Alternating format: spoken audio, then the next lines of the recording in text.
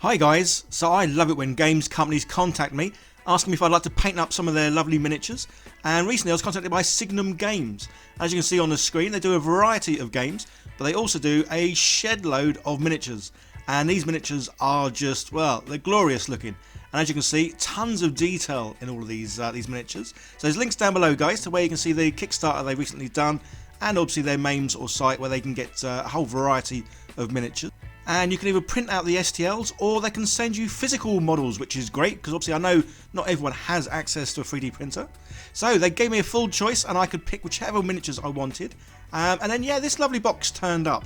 Yeah, well packaged, really decent looking, and obviously a whole variety of miniatures in here. There was two that I was really interested in. But as you can see, the quality of each of these miniatures is awesome. And these are definitely well printed, as in the resin they use, it's got the flex. So you know if you drop these kind of little chappies, they're not going to break. This is one of the guys that I really like the look of. Yeah, a lovely looking sort of pirate shark. Arr. And yes, I picked out him and his mates, Mr. Krabby. Although the crab is, it's kind of more of a little pirate ship, as there's a little goblin dude riding its back. Yeah, sort of controlling it, which I thought looked really cool. So these are the two that I've gone for. Absolutely gorgeous looking miniatures. But yeah, they also send, obviously if you're just going to get a few miniatures here and there, you get them like in little boxes. But again, lovely packaging, look really smart, and yeah, just so much detail in these chaps. So as always, primed in black, dry brushed white, and then yeah, good old Army Painter speed paints for the win here. So these guys do come on bases, but I really fancy doing a little diorama. As yeah, I'm really into making little dioramas because I think it's really cool. So unless I'm going to use the miniature in some sort of game of some sort, yeah, I like to sort of make little dioramas just because they look cool and they look fun on my desk. And as obviously usual sort of thing, slapchop painting, nice and fast, nice and quick, but just awesome results. So especially that green that I've used there, which is Forest Sprite, and yeah, definitely one of my favourite ones when I when I paint my little green skin guys. But yeah, looks great. So I originally painted the shark there in a battleship grey, but as you can see, it's quite a sort of a translucent one that, and it didn't really have a lot of sort of shadow and depth. So yeah, good old Army Painter shades, a blue tone. So yeah, slap that on, and obviously it goes into all the recesses, and well, adds a lot more shade to the character, which is just awesome. So as well as all the fantastic miniatures that Signum Games make, they also make, well, games. And one of the recent ones they just launched on Kickstarter is Legends of Signum 2 Warseer. And as you can see, lovely miniatures you can get for this game. It's kind of like a board game with cards, almost like Magic the Gathering. So it's like two starting settlements at war. So yeah, there's a link down below guys as well where you can sort of see the gameplay of this game and how obviously, well, how it plays through. So it's definitely worth checking that out. So yeah, back to the little diorama. As always, I like to put them on, well, the bases that I've kind of made. Although these can only generally get sort of like one miniature on them. Especially if I want to try and make, well, a bit of a larger diorama. Then, well, all I need to do is print out a larger one of my bases. And obviously a simple thing to do on my GK2, as this can, well, it's got a nice sort of build plate to it. So I can get larger builds on there, which is just awesome. And I'm using the good old G-Tech resin here, been using this quite a bit, and yeah, great results from this, as it's a great all-round resin, and yeah, say miniatures come out perfectly. So the other thing I need to mention about the old GK2, I think I may have mentioned it previously, but it does have a heated bed on it, which is just awesome, as currently in the UK we're getting a bit of a cold spell. So yeah, having a heated bed means the resin is always going to be the right temperature, and the prints are, well, just always perfect, come out great. And I got a good old UV station here, as again, we're not getting a lot of light now in the UK. Very dark in the mornings, and it gets dark sort of late afternoon. So yeah, having that is just awesome. And don't forget guys, all links down below to, well, pretty much everything that I kind of use, well, when making these videos. So yeah, the base came out really well. And I kind of wanted to make, well, say a little diorama, not a big one here, but I wanted like a sandy sort of beach bench bit. So yeah, using just sort of some packaging that I got from, well, I'm not sure what turned up with that. Although I kind of got carried away taking the packaging off.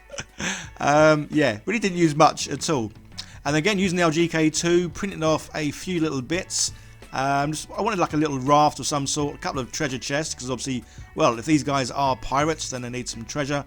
and then using some good old sand that I recently got from the Colour Forge. So just gluing all this stuff down, obviously it's quite easy, but then I thought, well no, I don't want to glue it down because the sand colour, it's sand colour. So if I was to glue it down and then prime it all, I would have to then repaint the sand, which kind of seemed a bit silly. So yeah, I stopped myself from putting the sand on, and I thought, well, let's paint the diorama first. Sand can go on last because, well, the sand has the right colour for sand. Kind of obvious, I know, but this is where I say, when I make little dioramas, I have a rough idea what I'm doing, and then I just wing it. But the other thing is, when I'm filming, I'm obviously concentrating on making sure I film bits. So again, that's why sometimes I do make sort of weird and wonderful decisions, which I probably wouldn't normally do if I wasn't filming myself. Yeah, I hope you understood that, because I felt like I was waffling there. But yeah, now back to putting the sand back on. And yeah, I bought some good old cheap PVA glue, because the Gorilla Glue is awesome. It's just not cheap. So yeah, PVA glue is definitely the cheaper option.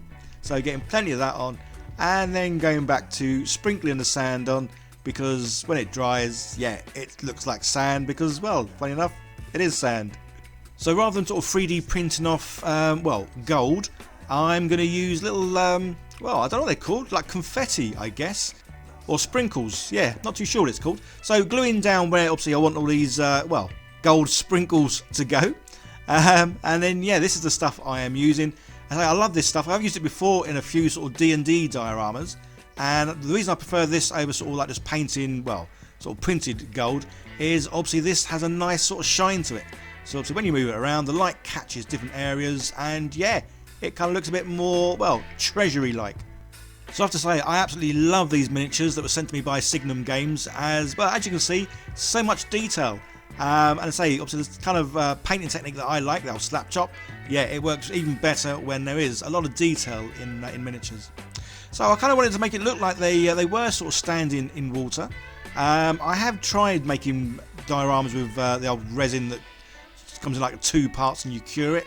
I always have problems, never kind of works out right. And as I'm not going to make too much of a large area, yeah, I'm just going to use this clear resin in a bottle. Although, as you can see, yeah, obviously when you do cure it under the UV light, it does get very hot very quick, and there's a bit of smoke coming off. So yeah, I would do this in a well ventilated area, even for like small amounts. So yeah, you take your own precautions there, guys, when it comes to health and safety. So I'll put the resin on. Obviously it comes out really, well, funny enough, clear, because it's clear resin. Again, this is why I love the old speed paints on top of sort of clear resin, or even 3D printed clear stuff, as yeah, you can paint over it and it looks awesome. Talking of awesome, let's see these guys in all their glory.